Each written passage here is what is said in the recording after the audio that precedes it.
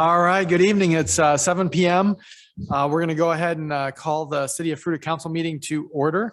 Deb, would you please call roll? Councillor Buck, Councillor Lenhart. Here. Councillor Harvey. Here. Councillor Cry. Here. Councillor O'Brien. And Councillor Bremen is excused absent. All right, if you'd please stand with me, we'll do the Pledge of Allegiance. Pledge allegiance to the flag of the United States of America and to the republic for which it stands, one nation, under God, indivisible, with liberty and justice for all.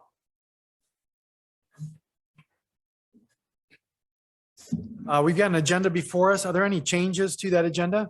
No changes to the agenda, Mr. Mayor. All right, do we have a motion to approve the agenda? So moved. Second. Councillor Buck, Yes. Councillor Cry, Yes. Councillor Harvey, Yes. Councillor O'Brien, Yes. Councillor Lenhart. Yes. Motion passes 5-0. All right, we do not have any proclamations or presentations tonight, so we're going to move into our public participation.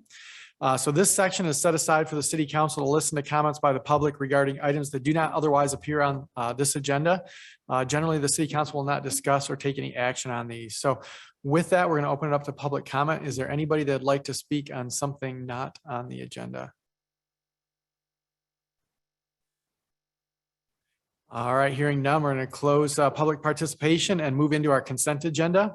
So these are items where all conditions or requirements have been agreed to or met prior to the time they come before council for final action. They will all be approved by a single motion of the council. So with that, I'm going to open the consent agenda up to public comment. Is there anybody that would like to speak on anything on the consent agenda? All right, hearing none. We're going to bring it back to council. Are there any questions, comments, or a motion to approve? Move that we approve the consent agenda as presented. Second. Councillor Harvey, Yes. Councillor Lenhart, Yes. Councillor O'Brien, Yes. Councillor Buck, Yes. Councillor Cry. Yes. Motion passes 5-0. All right, we've got two public hearings tonight. Both of those are quasi judicial. And then we've got annual budget on our legislative hearings. So with quasi judicial, we'll have a staff presentation, an applicant presentation, and then we'll allow public input and then bring it back to council. So our first one is resolution 2021-35. Dan, you're up. Thank you, Mr. Mayor and members of council. This is resolution 2021-35, the Weston Estates annexation number 1. Parcel number is listed in this first slide, and this is staff's presentation to enter into the record. The City Council in a previous meeting adopted a resolution essentially setting the hearing dates in the schedule to determine the eligibility of the annexation. The legal notice is listed here, 4 consecutive weeks of noticing, and the contiguity, the 1/6 contiguity for this application has been met, and that is the Colorado Revised Statute number, just for your edification. This is a exhibit that details the property. The subject property is in bold. It is approximately 4.6 acres, and it is just to the north of J Road and just to the south of J2 along the 19 corridor. And that is really all that we have to present on this particular eligibility. Obviously, the contiguity is the big litmus test for the annexations that determine the eligibility.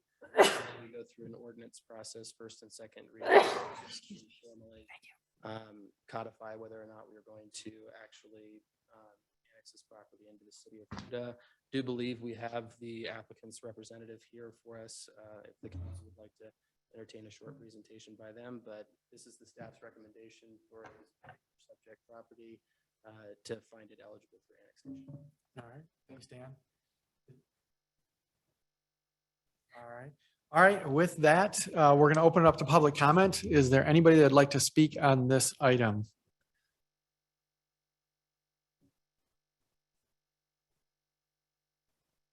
No, all right. All right, hearing none, we're going to bring it back to council. Does anybody have any questions or comments? All right, hearing none, do we have a motion on this item? I move we adopt resolution 2021-35, a resolution of the Fruita City Council finding approximately 4.6 acres of property located at parcel number 2697-164-00-074 eligible to be annexed into the city of Fruita. Second. Counselor O'Brien, Yes. Counselor Cry, Yes. Counselor Buck, Yes. Counselor Harvey, Yes. Counselor Lenhart, Yes. motion passes 5-0. All right, we're going to move into our second quasi judicial hearing. It's resolution 2021-36. Mr. Mayor, members of council, this is the Weston Estates annexation number 2. It's application 2021-33. Parcel number is listed in this slide, and I'd like to formally enter this PowerPoint presentation into the record. Very similar dates as the previous application, but these were the legal notices for 4 consecutive weeks that triggered resolution 2021-36. The continuity can be met with this annexation of the property pending, obviously, the annexation of Weston Estates number 1, which is a property that we just found to be eligible for annexation. It is the staff's opinion that the 1-6 continuity can be met, subject to the Weston Estates annexation number 1 being codified through the ordinance process. We did check kind of the procedural components as far as like the order of operations for codifying that. If we do determine it's eligible for annexation, it is the opinion of our legal counsel that as long as they follow kind of in consecutive order, that they can be consolidated and on the same hearing schedule. So again, for the council's reference, those are the statutes that essentially set forth the procedures for annexation. This in bold is the bold outline is the subject property, which is approximately 13.9 acres in an exhibit form, and the staff recommends approval of this resolution. Is eligible. Thanks, Dan. Did you want to speak? All right. All right. With that, we're going to open up to public comment. Is there anybody that would like to speak on this item? All right. Hearing none, we're going to close public comment, bring it back to council. Any questions or comments on this one? All right. Then do we have a motion?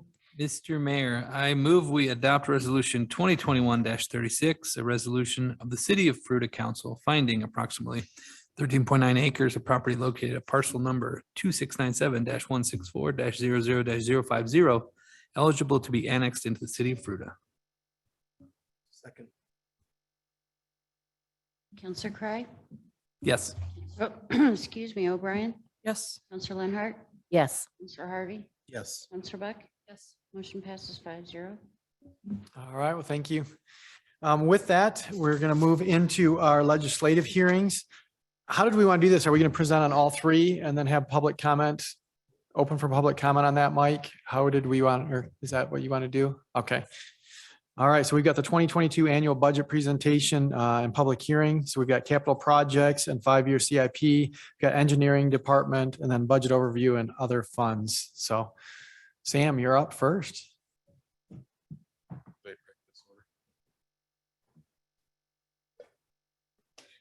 Mayor and members of council, my name is Sam Atkins. I'm the city engineer. This is the 2022 capital projects plan. Capital projects funds goes towards a number of items or areas: parks and trails, drainage, streets, facilities, and mountain water. We go to the 2021 capital projects. The Maple Street sewer was completed, which included some sewer on Aspen Street, and those both got overlaid. The Highway 340 roundabouts got completed. The concrete replacements and overlays were completed. You, in a workshop, heard a presentation about the active circulation plan. We are wrapping that up now, and we'll probably it'll probably be January where we come for adoption on that. On the Fremont Street design, we did have our 90% plans reviewed through CDOT. So we're hoping to finish those up by the end of the year. The Pine Street Bridge replacement, we have design mostly done. That's being done by a consultant. It's a design build with GA Western and SGM. The hope is that we can work through right-of-way acquisition within the next month or so and then get kicked off with construction on that bridge into 2022. The Ash Street sewer was completed. The Big Salt Wash trail connections have been completed. We've kind of run into a snag on the wayfinding. We bid that out, or attempted to bid that out last month, but we got no responses.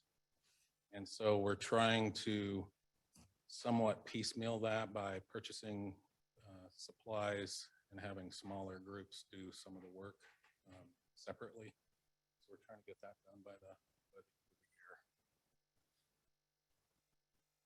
So going into the 2022, this is just a kind of a summary of the different categories and each one of these projects. I'll go through the projects later, but just looking at, we've got $825,000 in miscellaneous projects, we've got $5.6 million in street improvements, $242,000 in drainage improvements, $1.3 million in building improvements, 1.45 in parks and open space improvements, and $1.8 million in contingency. So we have $11.2 million capital budget for next year.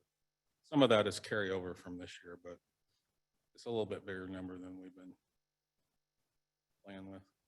So if we go with the projects for 2022, we're proposing electric vehicle charging stations, 2 of those here at the Civic Center. It's $25,000 worth of electrical upgrades and then $100,000 for the 2 stations. Plan on that May through July on installation. We have the Mulberry outdoor seating and dining, making that a permanent facility rather than the temporary that we have right now. That's a $500,000 project.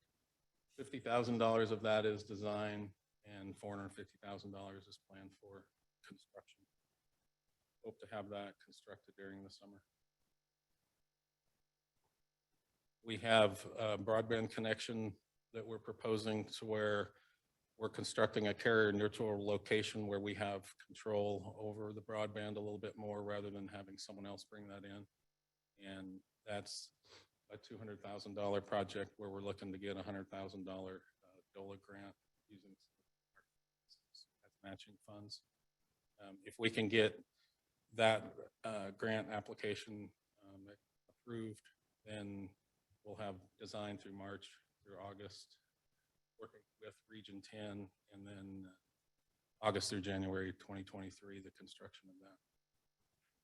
Then we'd likely go out for proposals to complete, get the service to the houses. But if we can provide that, we'll have the first step towards getting broadband to the city. Oops. So the next phase of sewer and overlays was going to be phase 3 of the Maple Street sewer. This project was in the budget before we decided that Highway 6 needed some love. So this may not make it into the final project list, but it's on there. It was in the draft budget. And it would continue and complete the Maple Street sewer down to the highway, and that connection would connect over through Reed Park's parking lot. That's how the sewer runs, and then south into the highway. If we were to move forward with that, it's probably not the dates that we have here. It would probably be later because we're not going to really know where we are with the Highway 6 sewer for a little bit. So we still have this in here, but we'll see where that one goes. We have $242,000 worth of street overlays projected for next year. Some of the street overlay money is tied up into some of the other projects. We've done that every year. And so the Maple Street sewer has overlay dollars in it, and so does the beach storm drain. So we're talking about doing some overlays on Ash, Elm, 16 Road, and North Mesa Street.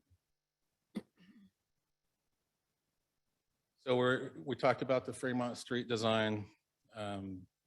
Once we have that complete, we will take the year of 2022 to acquire right-of-way. We have $410,000 set up for right-of-way acquisition, and that would be for the corridor from the highway up to Wildcat Avenue. And we have an anticipated construction cost in 2023 of about $3.7 million for that section of the road.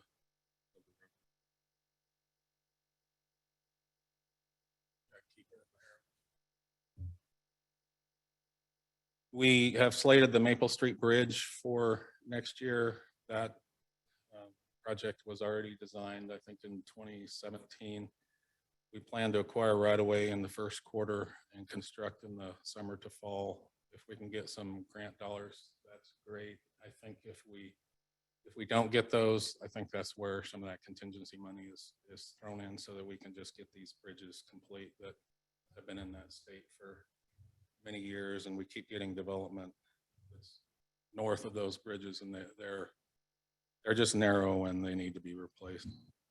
Quick question on that, just with the big infrastructure bill that's being passed and all the money I mean, there's a big chunk for bridges, right? So would it be smarter to wait another year to see what will trickle down, or are we going to just continue on? You know, Wait a little bit on that. it's going to take us some time in acquiring right away, which we'll need anyway on that. But we are staying plugged in on all those various pieces of funding. So if there's any possibilities, for instance, we had a meeting this week with OEdit talking about ARPA funds that the state had, and the bridge projects didn't quite fit that, but there's potential for Fremont Street and H2S gas. And then with the new infrastructure bill, like you said, there could be some other opportunities, or what it could do is broaden those grant opportunities as well. So, because they're pretty slim on bridges right now, for sure, in the state. But yeah, we definitely want to be mindful of that and not go too fast in case. Yeah, that's great. Or maybe the next one in line can be bumped up, right? Right. Well, and it goes to how you acquire the right of way as well. So if you are using those federal funds, then you have to go through a different process than, say, the Pine Street Bridge, where we're just funding that. We can acquire that right away however we want to. I mean, legally, but we don't have to get the exact appraisals, and we can negotiate. Hey, if you need your power underground, if we know approximately what we want to give them, as long as it's equal dollar amounts, then we can kind of negotiate that way. Whereas we wouldn't be able to do that with federal funding. Can I ask a right away question since you're on it? Sure. Just, I'm wondering about, so that money, you're paying whoever owns that land to go to have that right away? Is that what you're, okay. Correct. So it's like on Fremont Street, there's 40 feet of right of way down there where there's no road, but we're proposing 65 feet of right of way for that road section. So we need to purchase the right of way in any, because they're not, at this point, they're not developing. And it's historically, we have been the wait for development to provide these half street improvements. And if you look at what Fremont looks like, you got some roadway up here, then you got a gap, then you got full roadway. And so you also are dealing with property owners that there are going to be some that are not going to develop, and they could just hang on to it. And you have that gap in the roadway. So that's the route we were headed. We've had a problem out at Peachway for quite a while. We're planning on installing some storm drainage.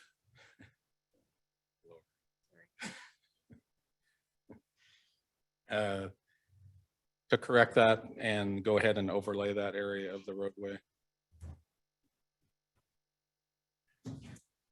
So we've been working with Chamberlain Architects for a remodel of the Civic Center to provide more office space as we have more people and we are getting a couple more people.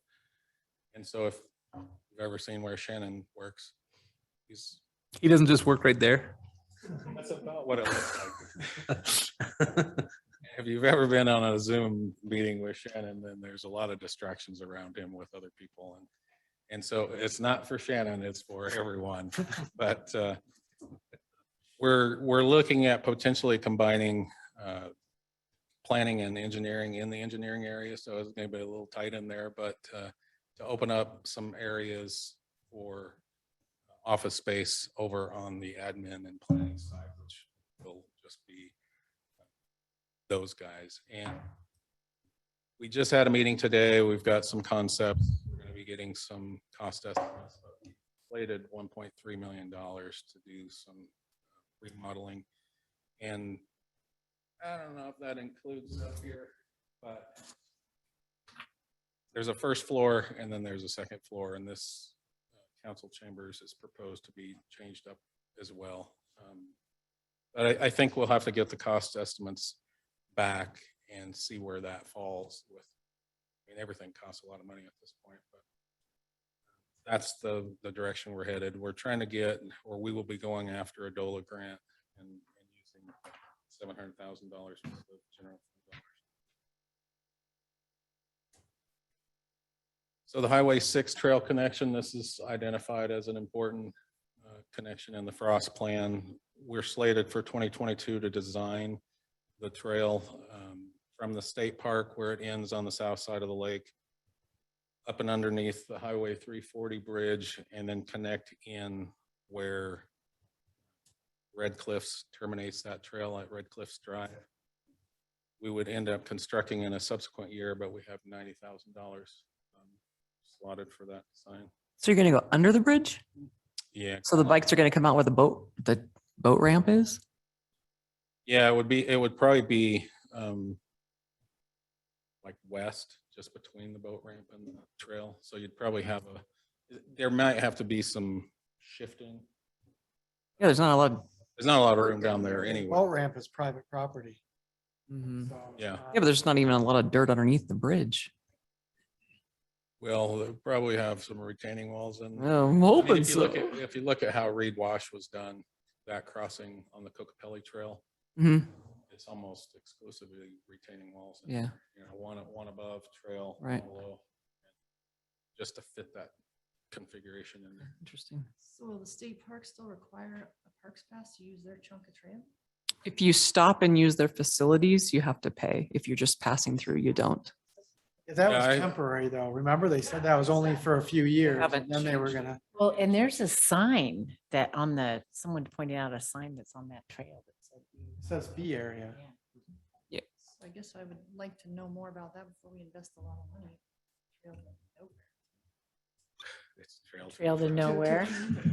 Trail Well, I mean, the could go biking around it, community right? monitors it all the time. We haven't heard any changes yet. I zip through there a couple times a week and never pay, but I also don't No, stop I- to go to the bathroom or Yeah. get a drink. So, or talk to the ducks. I just keep going.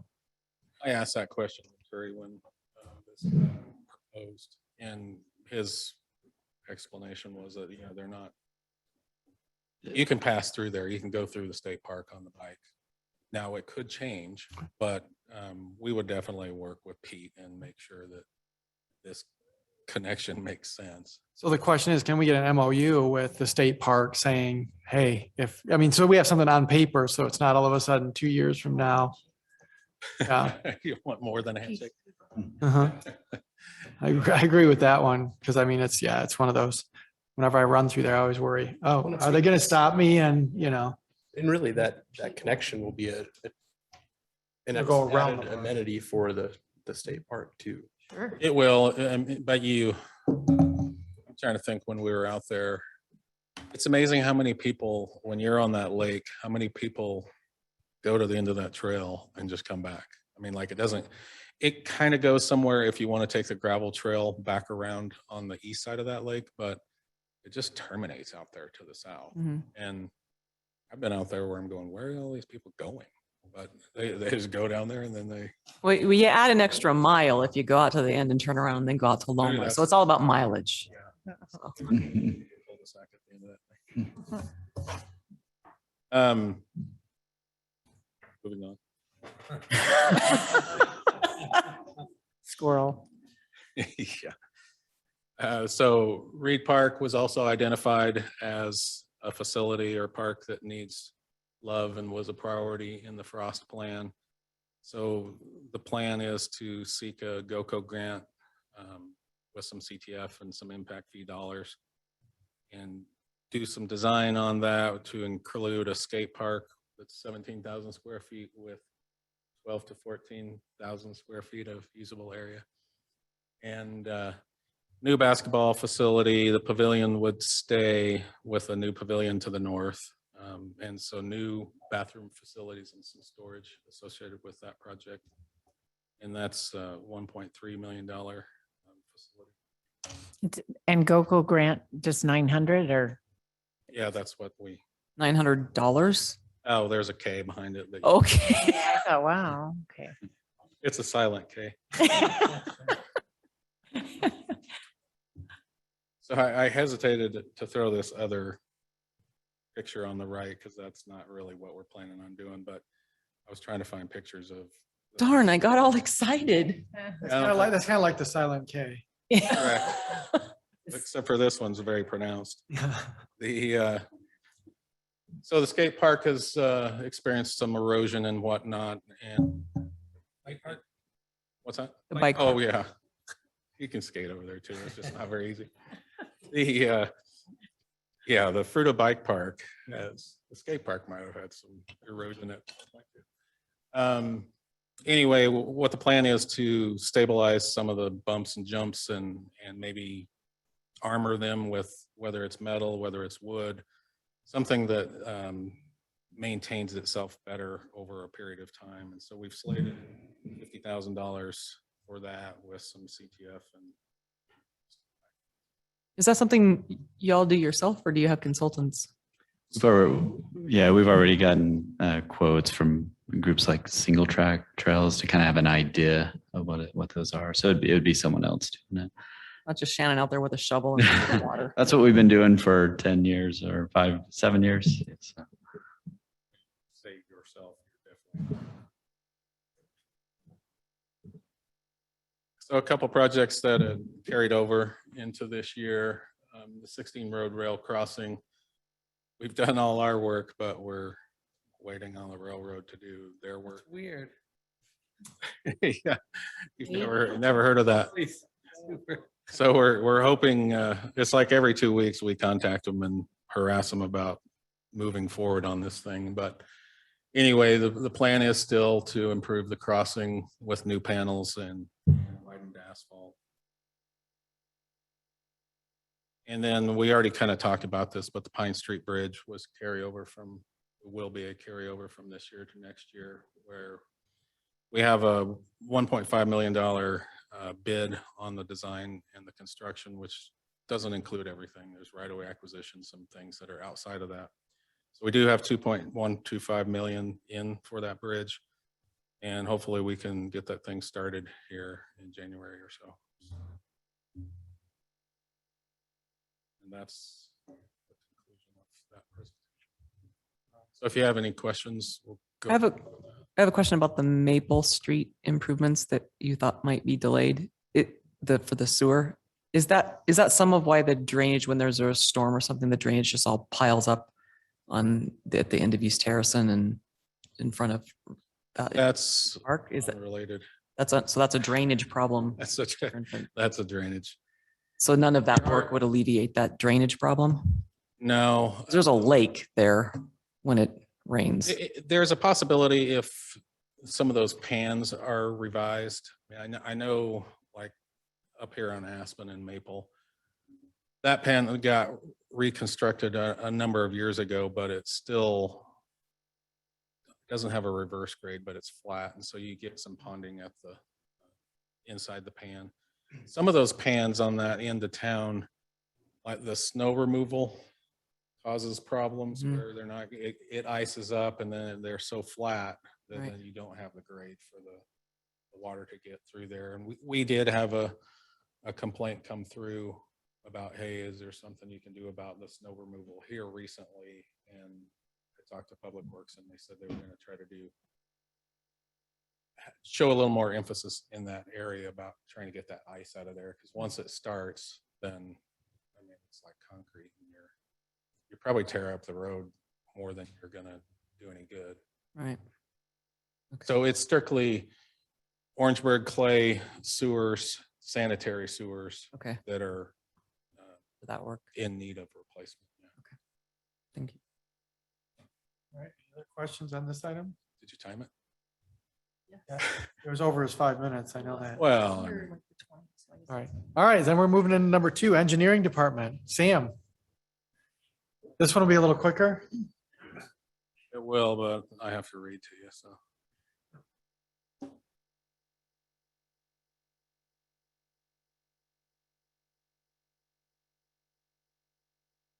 I have 700 slides. But they're all just this. I say they all look the same. Yeah, I had duplicate slide up on. So this is the engineering budget presentation, which hasn't happened in the past because it was always combined with Public Works. Engineering did get an increase this year over last year by 34%. A lot of that has to do with staff increase, but our current staff or staff proposed is myself, city engineer, we got the project engineer, project manager. We're adding the engineering technician position, and then we'll have an engineering intern during the summer months. These are some of the capital projects. I won't go through them because we already just discussed these. I actually intended in going in reverse order, going this first. You've already seen that. We had a number of development projects as well, and I think Dan touched on a bunch of those in his presentations. Accomplishments, we did some design and project management for Maple Street sewer and street improvements for phase 2, which included Aspen Avenue. We got the Ash Street sewer completed, the big salt wash trail connections, some overlays and sidewalk replacement, project management for the Pine Street Bridge and the active circulation plan and the Fremont Street design for those consultants. Our goals are to complete the phase 3 of the Maple Street sewer design, the road overlays and the sidewalk replacements, as well as design Fremont Street from Skiff Avenue up to J.6. I think if we can get each phase out in front of us, then number one, we'll get some better cost estimating on what it's going to take for future budgeting. But number 2, we'll be ready to roll. Plan to provide a right-of-way acquisition for the Fremont Street and Maple Street Bridge, and provide construction services for the Pine Street Bridge replacement, and then construction inspection and for development. Performance measures, plan to submit development route comments to the planning department on the established deadlines, as well as respond back to those that have responded in review comments within 10 days, or I guess 1 week. Should be 10 days. And provide some GIS staff training for at least one city department so that we can start utilizing some of those assets and the ability to track things better with the GIS. So our budget highlights, we really don't have a lot of budget in engineering. We deal with a big budget, but it's not ours. Spend other people's money. One additional staff member, and then we do have a $9,000 capital equipment cost, and that's the inclinometer, which is something that, I mean, Chris has been using, I think, Windows 98, some box in the corner as the software that runs the old inclinometer. So it's about time to replace that. So we update the software, and the old equipment being, they wouldn't help you out with it. So We were spending 9,000 and we may not spend all that. I think we're actually, I don't know why they accept it, just probably get it out of the field. But we might be able to get a trade the old one in and get a discount on that. But that's the budget highlights and that's the conclusion of this. So if you have any questions. Do we have any questions on this one? Well, this is sort of related, but sort of not. What's the status on the sewer by in the middle liquors? Where are we at with that? And that's part of this year's budget, right? And sort of part of your accomplishments if you get it all fixed. But so I was just wondering for an update. So we have that out for quote bid. I mean, we're not doing this in a formal fashion where we advertise for 3 weeks and open it up to anybody.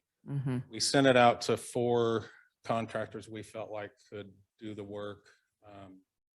We may only get 2 quotes back, as in availability to do the work time-wise or availability to do the work. So we've been looking, and I say Public Works has been looking at purchasing some of these pipe manholes so that we get that up front rather than we're waiting on a contractor. Then they have to go order it. And then you have the lead times. And the bids or quotes are due this Friday. So Okay. we're going to have a meeting Monday morning and kind of evaluate what we received. When can you do it and what can you do it for? And then. So by next council, we'll have an update. Yeah. we'll Okay. have- All right, any other questions for Sam? All right, good job, thank you. All right, now we've got a budget overview and other funds. Margaret Sell.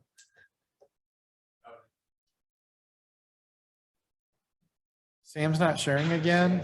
Or- Sam, you need to share more. Yeah. Lori, did you start the timer? No.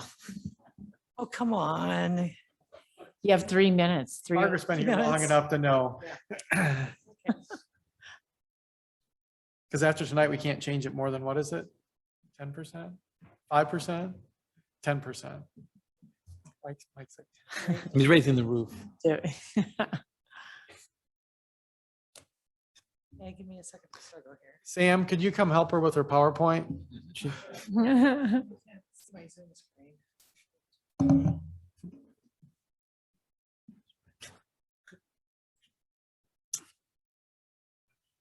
Actually, I can't get it. Well, obviously Sam broke it when he left. There we go. You did it. Thank you, Sam. I bet Shannon had something to do with it.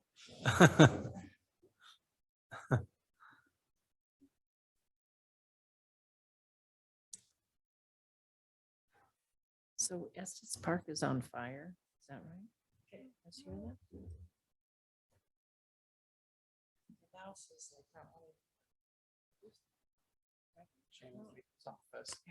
that. We've lengthened the chain from his desk. Okay, thank you. Okay, first I'd just like to say I'm going to present kind of the other funds and then go into a budget overview of all the different funds together. Just want to express appreciation to all departments. I think you've heard a lot of the details with all the departmental expenses, so we're not going to go over any of that. And then Shannon this year has been great and had his assistance in doing the budget and has been a much nicer process. So I just You are recommending the bigger office for him. sure. Can move in with you. Yeah, no, definitely he needs his own space. So just getting into the other funds that we haven't really touched base on with the. Need a mouse up here. There we go. Starting with the Conservation Trust Fund, this is where we receive our lottery funds. Revenues for next year are projected at $150,000 from lottery proceeds. Expenses, we are using $377,000 to transfer to the Capital Projects Fund for the Reed Park project that you just heard about, and $30,000 for the bike park. And then we also have $100,000 slotted for playground equipment at Prospector Park.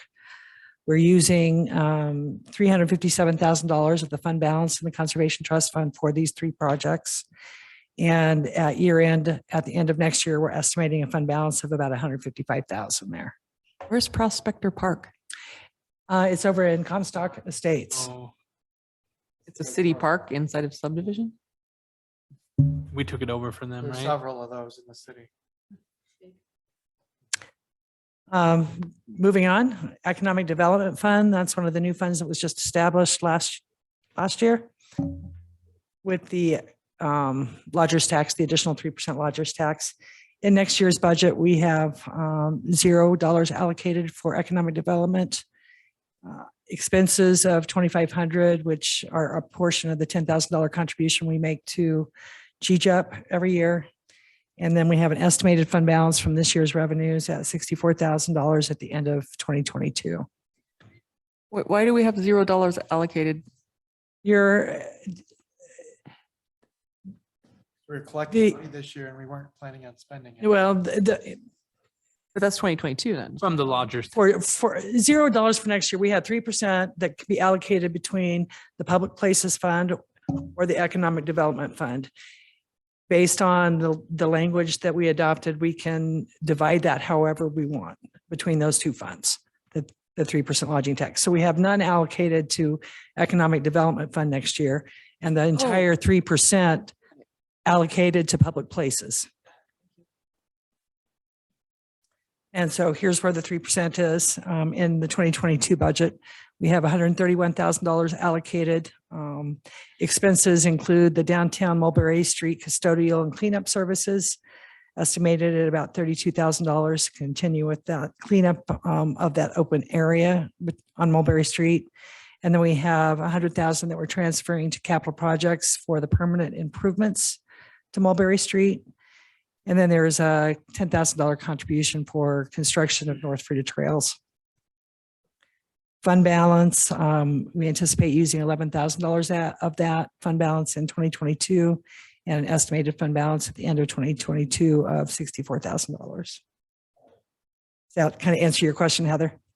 That answered my question. Now I have a different question. Okay.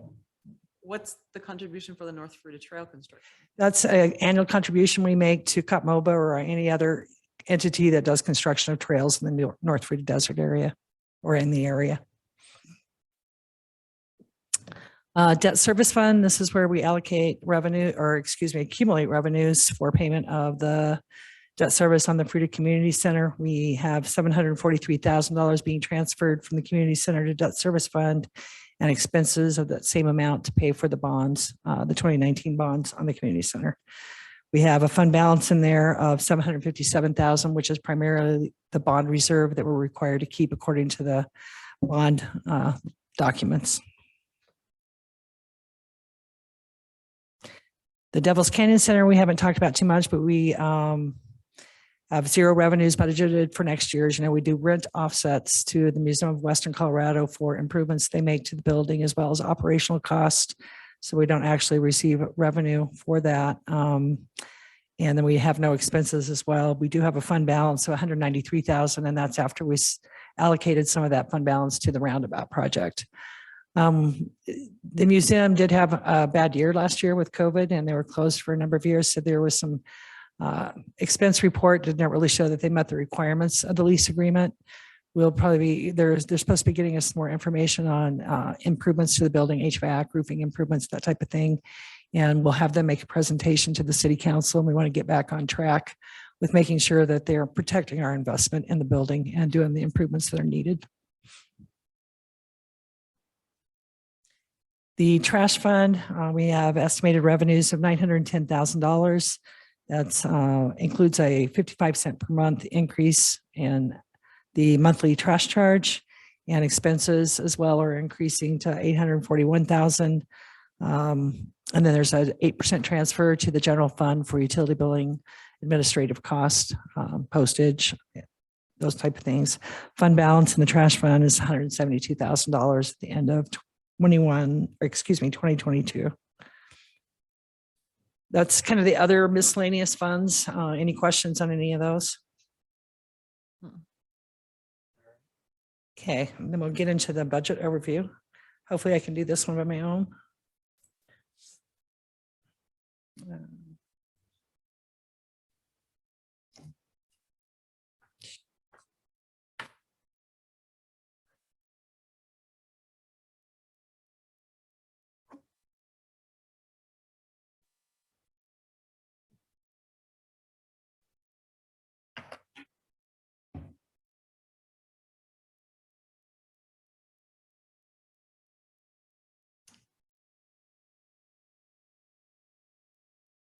This takes it a bit, okay.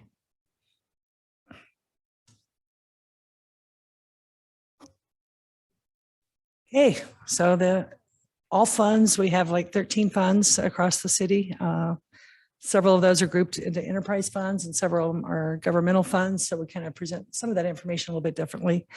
But what our priorities were in preparing the 2022 budget, a lot of that came from the 2021 community survey as to what the citizens said that they wanted the city to focus on.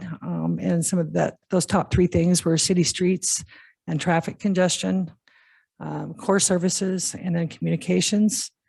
The 2022 budget tries to address those. We're spending $5.6 million on street improvements and trying to alleviate some of that traffic congestion. We have increases in a number of areas to provide the core services. Those include personnel, chip sealing, street painting, water line maintenance, dispatch services, fuel, utilities, the election, fleet maintenance charges, some planning software, sewer maintenance, and then insurance costs. And I just tried to pick out some of the ones that had big dollar increases in the core services. And then on the communications, we're got a communication specialist position budgeted for next year to help with communications across the city and to the citizens with newsletter, website, social media, and other methods. Just in general use of all of our revenues and expenses, we're using $4.8 million in total of fund balance in the 2022 budget. The 2021 budget estimated that we would be using $2.5 million of fund balance, but it looks like we're going to have a positive $1.1 million to add to fund balance at the end of this year. That's partially due to some of the capital projects that Sam was talking about that were postponed or being completed in next year's budget. And then part of that is due to just revenues being higher than we anticipated with the tax revenues.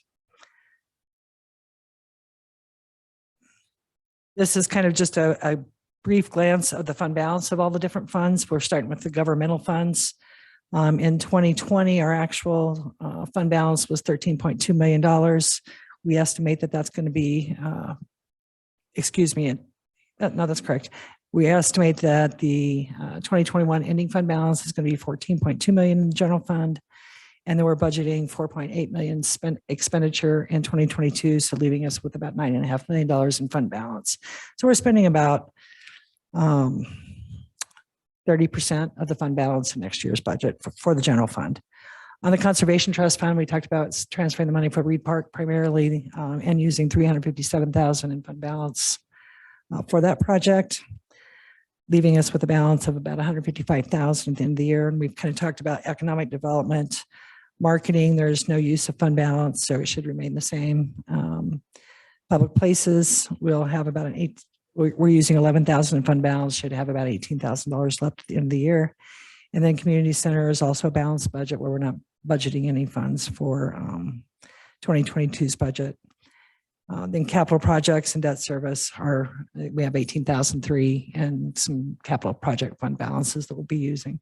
So a total in our governmental funds of $5.1 million in use of essentially savings from prior years for the 2022 budget. So it's a very intensive budget year, a lot of expenditures, and a lot of it, as you just saw in the capital projects.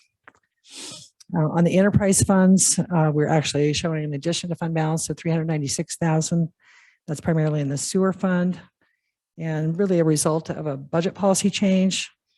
There's two of them that we're looking at in the 2022 budget for the sewer fund. In the past, we've restricted $1 million of fund balance in the sewer fund for wastewater treatment plant equipment and building improvements, just because that building has so much expensive equipment that if something goes down, we want to make sure we have funds available to keep the sewer treated and running. The Public Works has kind of reviewed that amount, feels like that it can be reduced safely to 750,000. We still have adequate funds there to respond to any emergency needs at the wastewater treatment facility. So that assignment of fund balance is being reduced in next year's budget from 1,750,000. And then we're beginning in the 2022 budget, we're taking the plant investment fees that we receive from sewer taps that are sold and putting them into a designated fund balance for capacity improvements in the future. So if we build Fremont Street, we need to put a sewer line under there. We'll have some funds set aside that we can offset some of the sewer line cost expense. Or if we have something at wastewater treatment where we need to expand capacity, bring on some additional equipment to treat more wastewater, we can do that and have some funds set aside. And I guess the distinction there is between repair and maintenance of what we already have versus increased capacity, whether it be a sewer line or a wastewater treatment operation. So that is kind of a new fund balance policy for next year. Just looking at revenues across all the funds in 2022, we have $25.3 million in revenues. That's excluding other financing sources and transfers from other funds. Transfers from other funds would be kind of double counting the money. We've got 48% of our revenue is from taxes. We've got 27% from charges for services and 22% from intergovernmental revenues, which are a lot of those grants that we're looking to apply for and hopefully receive for the capital projects. Just getting into that a little bit more and showing a history of those revenues. You see the taxes, we're showing a 19% increase over the 2021 budget. That actually comes out to a 4% increase over where we estimate we're going to end up this year. On the intergovernmental revenues, we're showing a 550% increase over the 2021 budget and 423% over the estimated amounts. That's once again due to grants and that we're looking at helping to fund some of the capital projects that were planned in the 2022 budget. And then charges for services, we're looking at a 16% increase over 2021 budget and a 4% increase over estimated 2021 numbers. We'll get into that a little bit more in a second on the charges for services. On your tax revenues, we've got a total of $12.2 million in the 2022 budget.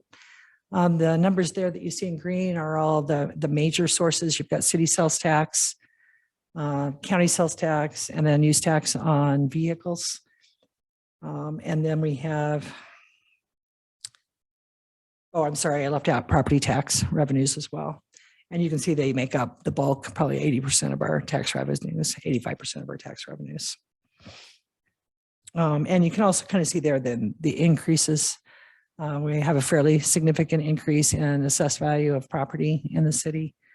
So that property tax is going from $1.4 to $1.6 million. And then you can see the city sales tax and the county sales tax revenues that increase as well. Charges for services, sewers are our biggest generator of charges for sewer or for services. That's in the red number. We're projecting 3.6 million, 3.7 million essentially in sewer charges, 910,000 in trash, 400,000 of internal charges for fleet maintenance, and then some miscellaneous charges. And then the number on the end, it represents the community center charges for recreation programs and pass fees. And I think that's our biggest fluctuation there. You can see where we were at in 2019 at 1.2 million. The last 2 years, we were at 500,000, just under $1 million this year is what we're projecting, and then 1.2 million, which is still below the 2019 projections. Hopefully they'll be like they were this year, and those projections are conservative, and we'll get back to where we were pre-COVID levels. Rate increases that we've got scheduled in the budget. We have irrigation, an increase in the annual maintenance fee of 7%. That would take it from $140 a year to $150 a year for maintenance of the irrigation system for those that are on the in-city system. This has no impact on those in HOA operated systems. Water share rental at the moment still at $26 per year. The Grand Valley Irrigation Association has their meetings in December where they set those rates. So it could be subject to change, but I think we'll hopefully be close there. And an increase in sewer irrigation taps from $500 to $750. And that's the first increase in irrigation taps since I've been here. So that's probably overdue. Sewer charges, we're also projecting a monthly increase of 4%.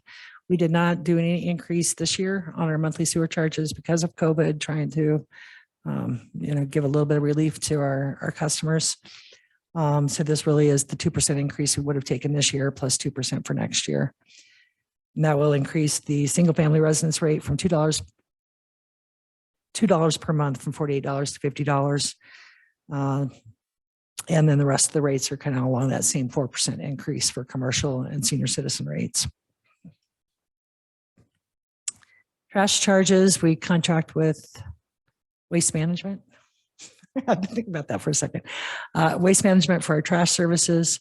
And this is a fee that they're allowed to increase each year based on CPI indexes for particular locations and types of services.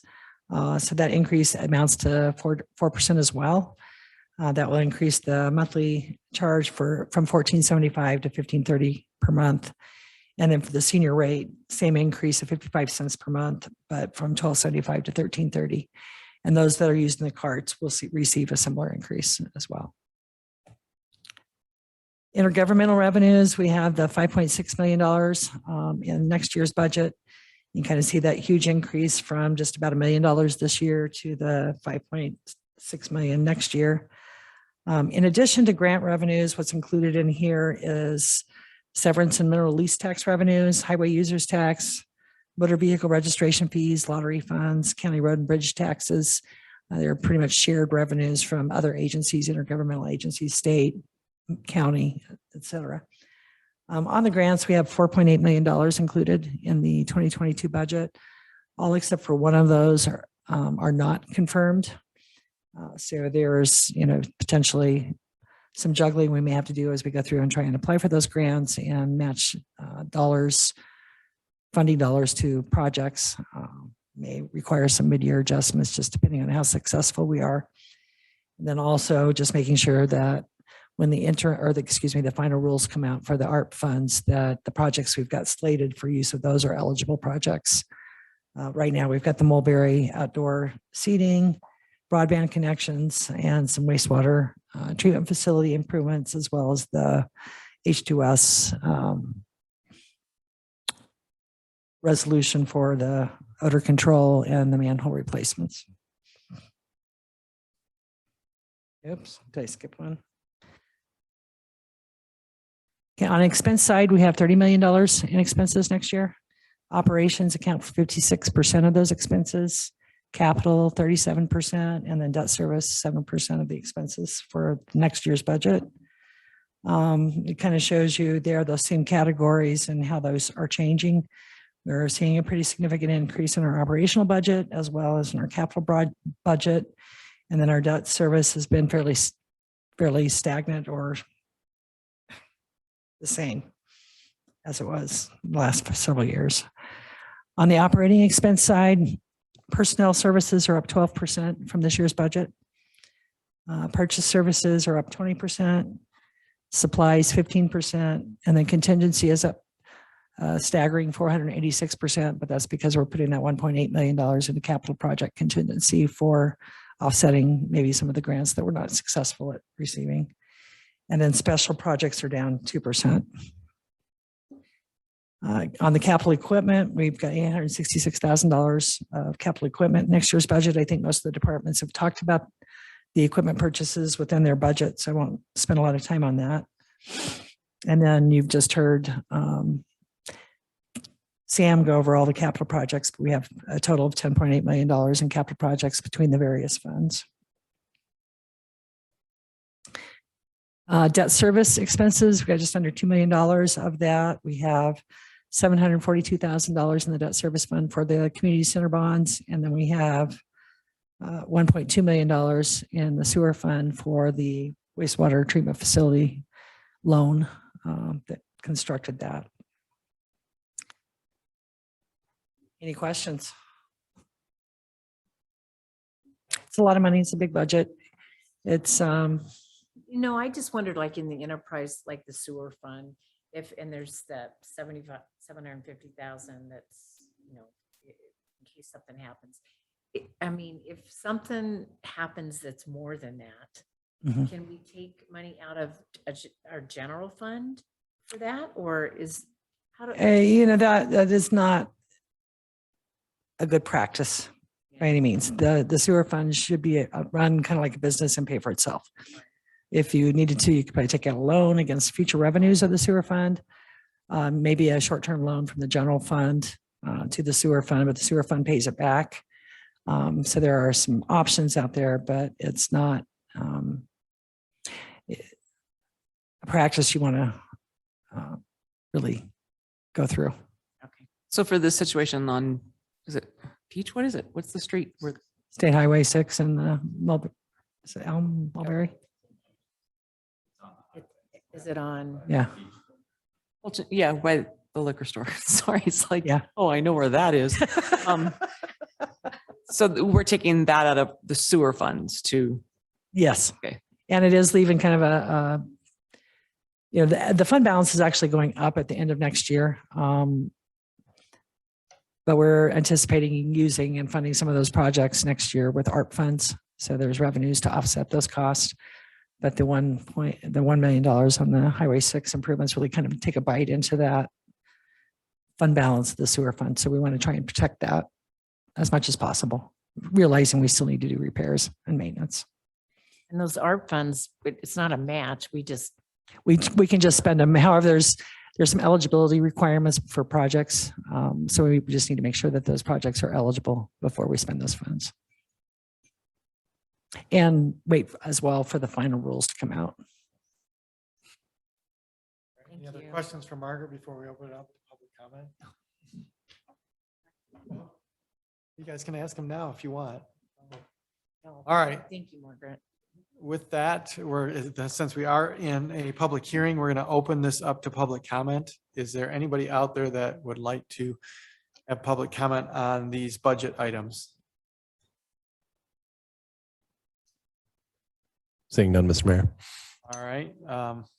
With that, we're going to close public comment. Is there any other questions on any of these items from council? Do we have to have a motion on this? Yes. So All right. I move to continue the public hearing on the 2020 annual budget until the December 7th, 21 city council meeting. Second. Counselor Buck. Yes. Counselor Harvey. Yes. Counselor Lenhart. Yes. Counselor O'Brien. yes. Counselor Cry. Yes. Motion passes 5-0. All right. Thank you, thank you. Margaret and Sam. And Sam. Well, he did part of that. So, all right, we don't have anything on our administrative agenda, so we're going to move into our city manager's report. All right. Thank you, Mayor, members of council. First, want to just thank Margaret and Shannon, all the directors and many others throughout the organization put a ton of time in and for your participation in all the meetings leading up to tonight. I know we still have one more final hearing in December, but there is just a tremendous amount of work that goes in, and I drive them crazy when I make changes towards the end, and that takes days to correct. But it's a great process, and really appreciate the expertise and work that's put towards that. The Public Works Department is sending out by tomorrow the fats, oils, and grease letters to restaurants. It's really collecting information. So I know Kimberly, we gave a small update, but just so you know, those are going out. So if you hear about that, we can, again, it's collecting I information. love it. The fats, Yeah, oils, fog, and grease letter. the fog letter.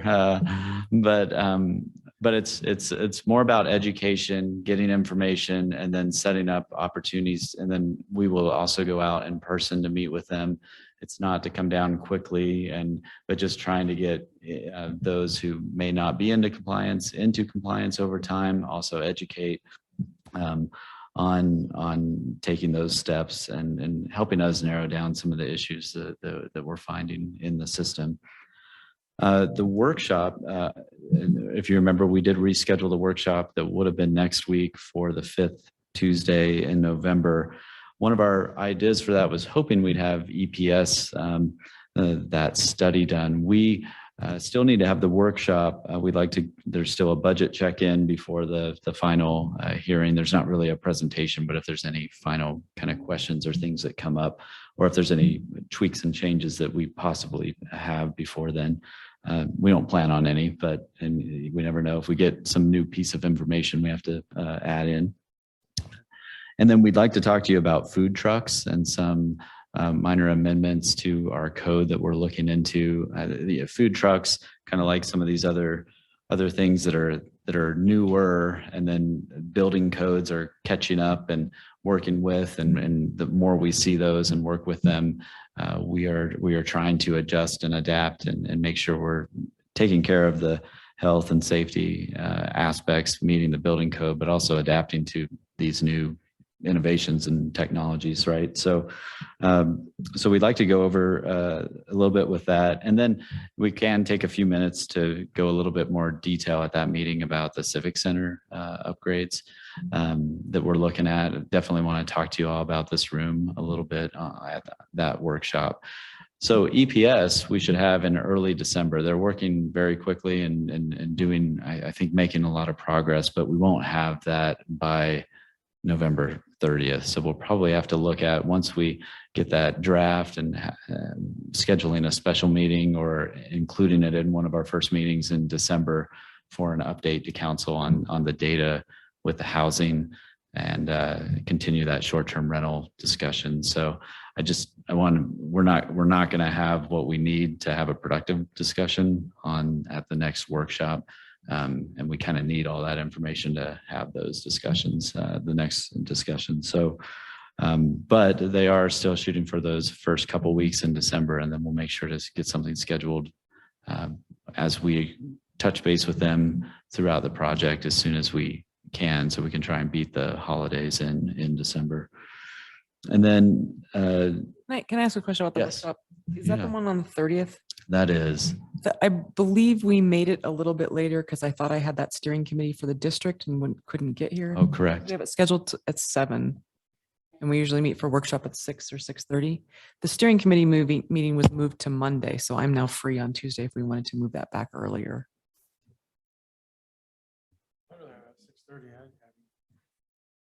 Sounds good.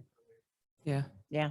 Yeah, I think if everybody's good to move it to 6:30, we can do that. It's our normal workshop time, and I'm not quite sure. Do we have to have a motion for that, or Just have to publish it, right? we'll just publish it at 6:30 for the workshop? We move the meeting back to Yeah, let's 6:30 just at our do it. regular time. Doesn't hurt. Second. Yes. Yes. Yes. Yes. Yes.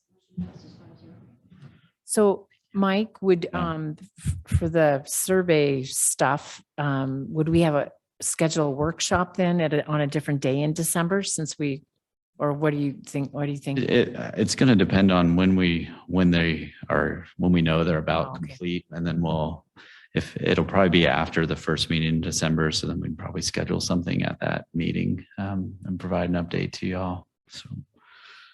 Dan Karras and I were able to attend the Colorado chapter of the National Association of Housing and Redevelopment Officials last week.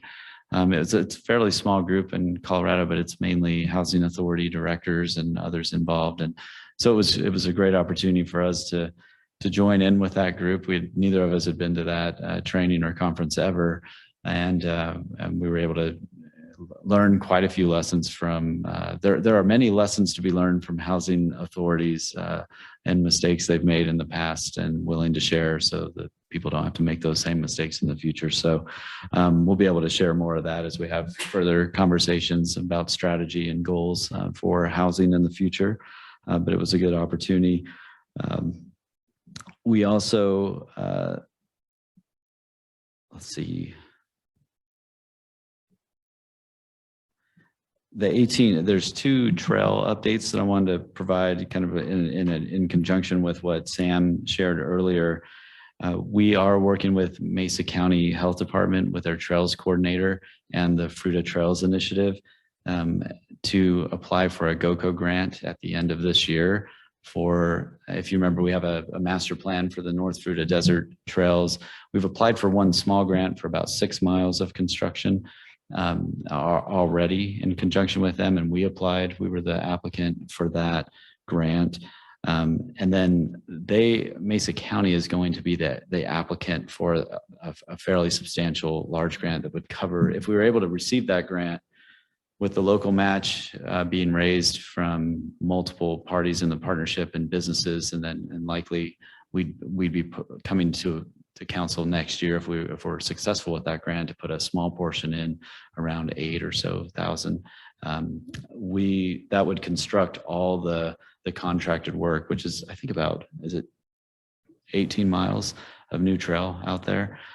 So that would be, if the GOCO grant's successful.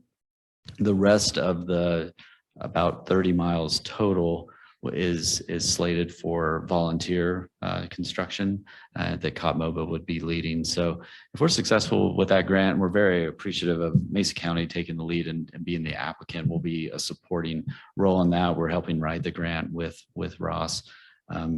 But that would be a very small amount of money from the community to actually see that master plan actually take shape and add quite a few miles of trail in the area. This Friday at Over the Edge, and I believe it starts at 6:30 p.m. where they're inviting the public, and this is part of the Fruita Trails Initiative. They're just being the host for this. For future plans at the Kokopelli mountain bike trails. So they're hosting an open house there. We can also provide you the draft if you can't make it, so you can share feedback. It's just a first step. This is in conjunction with Bureau of Land Management and all of our trail partners to start looking at when we finish out at North Fruita Desert, what are those next big steps out at the Kokopelli trails? And they have quite a few trails designed or planned, not designed, but for the Kokopelli system. And then Mark Mancuso started yesterday. So his first day was yesterday. So he's on board, and I believe he's on virtually tuning in, but we'll have more of a formal introduction to council at the December meeting as well. But we're excited to have Mark on board. So I think those are the only updates for tonight. All right, thanks, Mike. All right, we're going to move into council reports and actions. The first one we have is our city manager's evaluation. So we've got a request to approve the evaluation performance schedule for the city managers. Anybody have any questions? It's all spelled out in the document.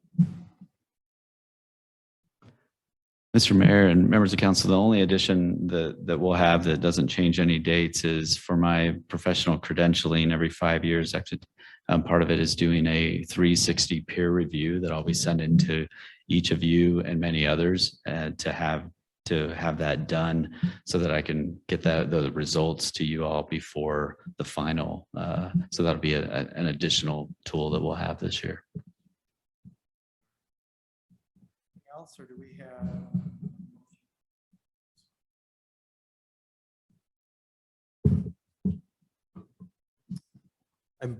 I move that we direct staff to publish the charter mandated notice approved the attached evaluation form and have staff make available for use by the public, schedule an executive session for December 21st, 2021 to prepare the evaluation, and an executive session on January 4th, 2022 to present the review to the city manager. Second. Counselor Harvey, Yes. Counselor O'Brien, Yes. Counselor Lenhart, Yes. Counselor Cry, Yes. Counselor Buck. Yes. Motion passes 5-0. All right, with that, we're going to move into our council reports and actions. I missed Planning Commission, unfortunately, and then Parks and Rec is coming up, I believe, next week. So. Downtown board met last week. We sort of just went over the success of the event that we had over at Copper Club, the fundraiser for breast cancer. Raised $5,000 with the give to the, I think we gave to both the local hospitals or, yeah. We talked about, in my update to them about Reed Park, they were wondering about the speed limit near Reed Park. I think is it 30 or 35 over there? They're wondering if it could go down right next to a park. Okay. Somebody was saying, I don't know if they live nearby, but they were complaining that there's a lot of speeding over there. Also, they were curious about the lights on Peach. Are those permanently down now? The lights that were over? And that's just, So the poles are permanent, so we can string more. They were slightly lower than they were designed in case we could leave them when the roads were open, at least how they were drooping. So the middle lights have been hit. And we were receiving quite a few complaints about getting them taken down. And so not having the ability to just replace all those at the moment, they took the string lights down, and then now we're getting complaints that they're down. So it's amazing how nice it looks from far away. You're like, oh, that looks like cool stuff's happening down there. more light down there definitely doesn't hurt. So, but ideally, if we were to have them, we need to figure it. We'd have to raise that a bit so that we're having delivery trucks actually skim the middle, and that's why the middle lights were out once the street closure was opened back up. Okay. AG&C is tomorrow. I'll be attending by Zoom. I think that's it for now. Oh, no, that's it. Oh, no, yeah, I did have one more. I got asked by some people about the Christmas lights, when they would be on, and if there was any big event. I didn't think there was any events, but well, I think Grand Junction is this Saturday, so.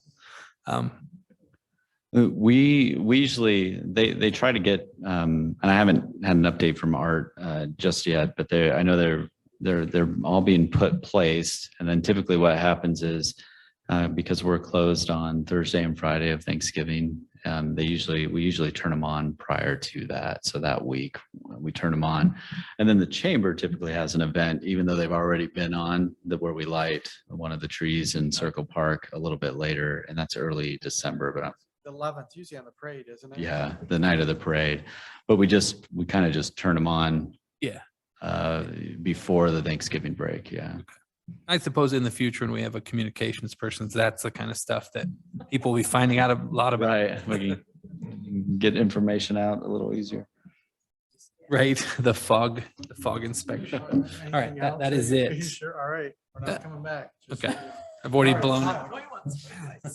it. Historic Preservation Board met, and the big topic was brainstorming and discussing goals for 2022. Lots of cool ideas. A couple that really stuck were, one is to focus a little bit more on trying to archive some oral history from residents in Fruita. So reaching out to some of the older population and getting the stories about what Fruita was like 75 years ago. So that's kind of a cool project. And then also trying to work with the schools a little bit more, reintroducing the coloring books, but also there is some talks about taking the history display maybe and setting it up in the gymnasium, one day out of the year at each of the elementary schools or something to do. Because a lot of the kids were really interested this year in different, old farming implements and things like that. So maybe trying to reach out and make a connection with the schools a little bit more. Arts and Culture Board met. They're hoping to come and present on Tuesday, the 21st, to council. If that's all right with everybody, that's probably been communicated to you, Mike. They're looking to get approval for scholarship funds using some of the money that they're fundraising. And so they want to propose that to you, as well as a music park idea that they've been scheming on. And then they're also doing a video interview project with local artists and possibly a short film about the local art scene. So they'd like to come and do that presentation. And then the only other thing I have is that I don't know if anybody else did any of the meetings with Royce Hurst or if, Apparently, Lord. yeah. Since I am the cat guy, I guess I did it, but Royce Hurst is hosting some community meetings. They're trying to expand their on-site capacity in facilities, as well as kind of expanding their mission in the community, which includes overall community health. And so that's the health of the animals, but also working with veterans and people that can benefit from those relationships with pets. So lots of cool stuff there, and we might be hearing more about that, but I think they're just kind of doing community outreach at this point. That's all I've got. Aaron? Nothing for me. Lori? GBT met yesterday. They are reducing bus service on Saturdays due to driver shortages. They're not sure how they're going to fix that. The other thing that you probably read in the paper that I don't know is the mobility hub idea. It's going out of order because of some funding that's available right now. So there's zero plan, and usually we have a really good plan before we go after a big chunk of money, but instead we're going after a big chunk of money because the money might be available. It kind of came up as because we still don't know who would own it, who would maintain it, how we would all going after the money. So if anybody asks you questions, I don't know if they will, but that's kind of where we are. It's like, we don't know what we're doing. Lori knows what's going Yeah. on. Yeah. But going after the money, dang it. The idea for that is to connect the train station to Greyhound and Mustang. Is a current facility that the in-town buses run. When you add those buses to it, we're gonna outgrow that facility quickly. As soon as post-COVID kicks back in, everybody's ramped up to full capacity. And they're talking about putting another pedestrian bridge over the railroad tracks. It's kind of interesting how that can happen there. So Mhm. can't get one here. It's dollars. Yeah. That's it. All right. I have chamber board meeting this week. So everything's parade's on the 11th. Must be in the parade. That's happening. I did talk to them a little bit at the meeting, and I know Mike and I talked before about looking at combining Trick or Treat Street with Trunk or Treat, just to the road closures. So I'm gonna have Kayla get with Mike, just kind of talk about logistics and that, because I think a lot of it they're saying is driven by the local businesses, that they want to do it on that specific Friday, because like if it's on a Saturday, a lot of them may not work or they're trying to work. So I said, yeah, maybe we talk with the city, see, maybe we do Truck or Treat, Friday afternoon instead of on a Saturday. I don't know what the logistics are, but I think when we talk about safety and that, I think it's something we need to really consider when you have, 1,500 or 2,000 kids in a 3-hour period. Candied up, running in the streets. Yeah, so it is a concern, and I know they had a concern with that as well, on how to do that, but I think a lot of it has been more pushback from the local businesses saying, oh no, we want it on Friday. Or, some of them aren't retail where they're open Saturdays, so they don't want to come in. So some of that may just be communication, that just even with the local businesses. Other than that, they've got an intern part-time. And one of the things we talked about our annual planning was the chamber, because of pay ranges and all that, tends to be more of a stepping ground. And so the BDSI, the group that kind of did that planning, said, well, the chamber probably needs to look at just kind of a training and then getting another intern and then a training. So, trying to keep the director in a key position, but then doing more of that. Okay, how do we train kids that are doing internships to get out in the workforce, just because of pay ranges and benefits that the chamber can. So, trying to come up with a strategy for that. The other big thing is trying to come up with a strategy for, they're trying to work with the workforce center on how to do like an intern program. Like the Junction Chamber doesn't work with interns or anything, so they're trying to set up some programs to educate businesses on how to get an intern, what process to go through to get the intern, and then to help them with that application process. So we only chamber in the valley that's really working with students to try and get them into jobs that would actually be related to what their field is. And so that's kind of exciting as far as, one of the key roles is, helping businesses, and a lot of businesses don't know where to go if they want to get an intern or where to find extra help. So that's one of the. Yeah, I think they have, man. They've been working with CMU. See, the school district had a program like that. I don't know if they still do, but Oh, well, I mean, it fits really well with what the chamber's mission is, and that's to help local businesses. And part of that lately has been, how do you find employees that are qualified, or do you get some that you train them into that position? So those are, I think, good steps just as they're trying to get this rolling, and just another added benefit to the local businesses. That is all I have for my report. Ken? Small Business Saturday, downtown Fruita. All right, next Friday. Come by your Christmas. Or Saturday, next Saturday. Yeah. All right, I figured I'd give Ken another shot since he usually tries to take one. All right, with that, we need to go on to the next item, which is we're going to have an executive session. And we're going to need to convene into executive session under CRS section 246402-4F. We're doing our municipal court judge formal review tonight. So we'll need a motion to go into executive session. We move into executive session For the formal review and blah, blah, blah. for the formal review of Judge Robinson. Not the whole paragraph read. I just read most of it.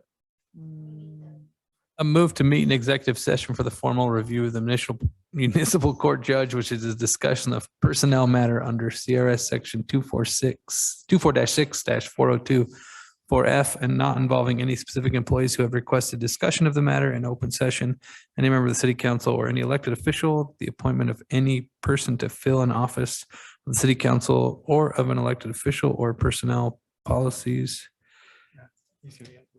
that do not require the discussion of matters personal to particular employees. Second, yes. yes. Yes. Yes. Yes.